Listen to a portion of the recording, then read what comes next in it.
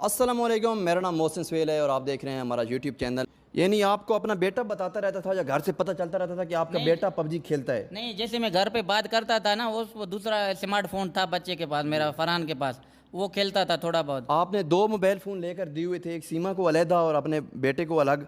जी जी हाँ, एक सीमा के पास अलग था स्मार्टफोन और फरहान के पास अलग था। जी सर। अब बात करते हैं पहली बार आपका सीमा से रब्ता नहीं हुआ, वो दिन जब आपने ट्राई किया और सीमा से आपका रब्ता नहीं हुआ, वो कौन सा दिन था? सर 10 मई तक बात हुआ। 10 मई के बाद मेरा राब्ता नहीं हुआ। एक दिन मैंने इंतज़ार सुबह से किया कि शायद बच्चों का कोई काम कर रहे हैं, कपड़े वगैरह धुलाई कर रहे हैं। शाम तक जैसे फ़ोन नहीं आया, मैंने इसको भाई को मैंने ट्राई किया कि नंबर नहीं लग रहा है, तो मैंने इसके भाई के पास फ़ोन किया। सीमा ने आप लोगों से बात किया? बोलते नहीं, आज तो नहीं किया, कल किया। मैंने बोला कल तो मेरे साथ भी उन्होंने बात किया। फिर उसको मैंने बोला कि जाओ मेरे घर पता करो। बोलता है मैं घर पे नहीं हूँ, मैं कोट बंगला गया था, बस पे आ रहा हूँ, सुबह तेरे घर जैसे ही पहुंचूंगा आपको अपने बच्चों से बात करवाऊंगा। आप थोड़ी सी उस मकान के बारे में बात करते हैं। 3 साल में आपने, आपका ये कहना है कि हर महीने आपने पैसे घर भेजे हैं। कितने पैसे आप हर महीने घर भेजते थे? सर मैं शुरू में थोड़ा तनख्वाह कम था, उस टाइम करेंसी भी कम था। 45,000 तकरीबन शुरू से। ठीक है। जब से मैं आया था कि 45,000, पीछे 50,000, आस्ते आस्ते जैसे वक्त बढ़ता गया मुझे भी जानकारी हो गई, एक जगह से दूसरे जगह भी काम करना, किधर करना। इस वक्त मैं इसको 2 सालों से 80,000, 90,000 भेज रहा था मुसलसल, 2 सालों से ऐसे ही। पहले मैंने सिर्फ शुरू में माना 45 से 50,000 तक भेजा एक साल। ठीक है, ये बहुत बड़ी रकम है और हम सऊदी अरेबिया में रहते हैं, हम जान सकते हैं कि 70-80 हज़ार रुपया भेजना सऊदी अरेबिया से कमा कर, हक हलाल का मेहनत करके, कोई मामूली बात नहीं है। अब बात करते हैं कि कब आपने फैसला किया कि आपको कराची में अपना मकान बनाना चाहिए? सर ये तकरीबन 1.5 साल पहले हमने बोला कि हमने एक वीसी भी रखी थी, वीसियाँ भी खुल गई, पैसे जोड़ जोड़ के हमने तक 1.5 साल पहले। ठीक है। तो हमने घर लिया था छोटा सा, एक मकान, एक आज से कमरे का। 1.5 साल पहले? जी जी हाँ, 1.5 साल पहले हमने घर लिया था सर। कितने का लिया था घर? घर सीमा कह रहा था कि हमने लिया 13.5 लाख का सर। 13.5 लाख रुपया आपने वो इधर से कुछ जी जमा हाँ, करके? पैसा तो सारा मैंने ही अदा किया ना। अच्छा। क्या हाँ, वो बोल रहा था इतना पड़े हुए हैं इतना, फिर मैंने 2-2.5 लाख रुपया अपने अबू से भी पैसे लिया था उधार। वो बाद में वो भी मैंने अदा किया कि पैसा मैंने इसको 13.5 लाख रुपया दे दिया था कि आप घर का मालिक मकानों को उनको देकर आज़ाद करवाया था सर। आज से 1.5 साल पहले, यानी किराए के मकान से सीमा अपने बच्चों समेत? नहीं, अपने घर शिफ्ट नहीं हुए, वो फिर भी हम किराए पे ही रह रहे थे, अपना लिया था ना। अच्छा, आप अभी तक किराए हाँ, पे भी सीमा रह रही थी? जी जी। ठीक है। हम लिया था, मगर वो बोलते हैं इनको मरम्मत करवाएंगे, कलर करवाएंगे, अच्छा सा बनाएंगे, या इनको तोड़ फोड़ के मना अच्छा बनाएंगे, 2-3 मंजिला बनाएंगे।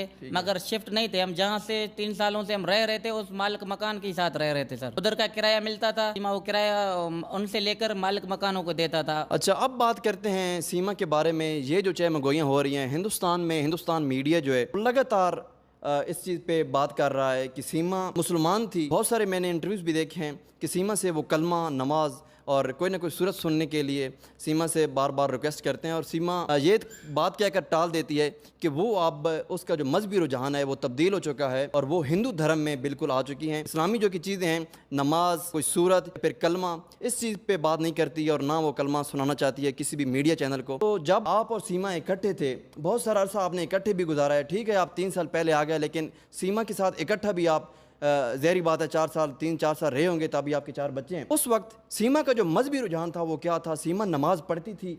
जी जी सर, बिल्कुल मज़हब से दिलचस्पी थी, और नमाज, रोज़ा और जो ये सबील वगैरह जो होता है 10 मुहर्रम में, बिल्कुल ये पक्का जाता था, और इमाम बारगाह में भी जाता था ये। जी सर। यानी कि सीमा बाकायदगी से नमाज भी पढ़ती थी और जो मजहबी रुझान था वो उसका ज़बरदस्त था? जी जी हाँ, बिल्कुल वो नमाज़ पढ़ती थी रमज़ान शरीफ में, और अफ्तारी करवाती थी, और सबील वगैरह हर चीज़ उसका दिलचस्पी था सर। बिल्कुल। अभी इस वक्त इस चीज़ पे बात करेंगे कि जब आपके बच्चे वहाँ पे चले गए 10 मई को, आपको पता चला? हाँ, 10 मई तक भी राब्ते में था। 10 मई ठीक है। के बाद मुझे तो कोई पता ही नहीं था कि किधर चले गए और किधर हैं। फिर अचानक मैंने एक भारतीय मीडिया से एक खबर देखी, तो बच्चे मेरे भारत पुलिस कस्टडी में हैं, मेरे पैरों से ज़मीन निकल गया। बच्चे किधर गए, कहाँ गए, कैसे गए, फिर मैं बहुत परेशान था। यानी कि इससे पहले जब आपने मीडिया का, इंडियन मीडिया का क्लिप देखा, इससे पहले आप ये समझ रहे थे कि मेरे बच्चे जो हैं वो पाकिस्तान में ही कहीं ना जी कहीं? हाँ, यही मुझे पता ही नहीं था, कोई इल्म ही नहीं था कि बच्चे कहाँ हैं, किधर हैं, कौन सी जगह पे हैं।